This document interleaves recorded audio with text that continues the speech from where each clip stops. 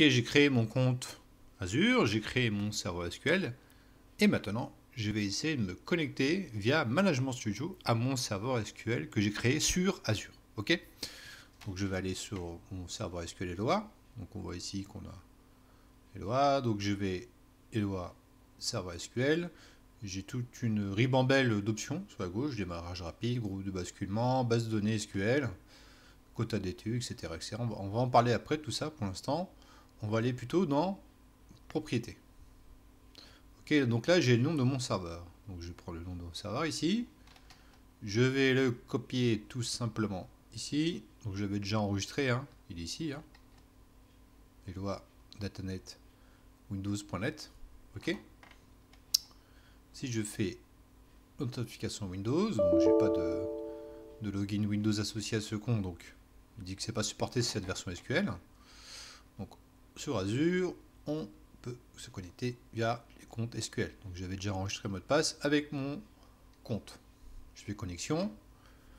Par défaut, on va se connecter à Azure. Donc il faut que je lui donne le compte qui aura accès à mon serveur SQL. Donc mon compte Windows. D'accord? Donc je prends celui-là. Ensuite, je vais associer ce compte à une... vous voyez ici, je vais zoomer, ça sera mieux. Votre adresse IP client n'a pas accès au serveur. Connectez-vous à un compte Azure et créez une règle de pare-feu pour permettre l'accès. Donc j'ai compte Azure ici, vous êtes connecté en tant que Olivetone. Ajoutez mon adresse IP cliente, il faut que j'ajoute cette adresse-là. D'accord? Comment ça se passe côté Azure? Donc, côté Azure, je vais aller dans pare-feu et firewall ici. Ok. Et on voit qu'ici déjà, qu'il a déjà adresse IP du client, il l'a déjà notifié ici. D'accord? Donc il a déjà aperçu une connexion entrante au niveau de cette adresse IP.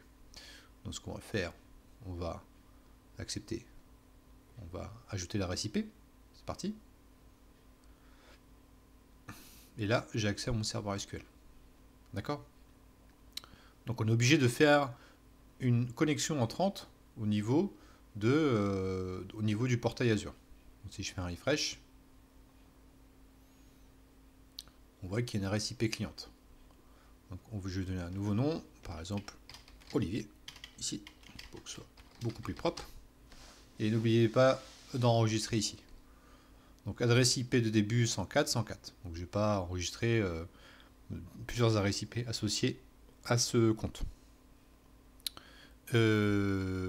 Ensuite, si je retourne à... Si je me déconnecte, si je me reconnecte, on voit qu'on n'a plus ce souci de connexion. D'accord? Donc par défaut, cette adresse IP maintenant est enregistrée sur Azure. Si je retourne ici, si je fais clic droit, supprimer, et si j'enregistre,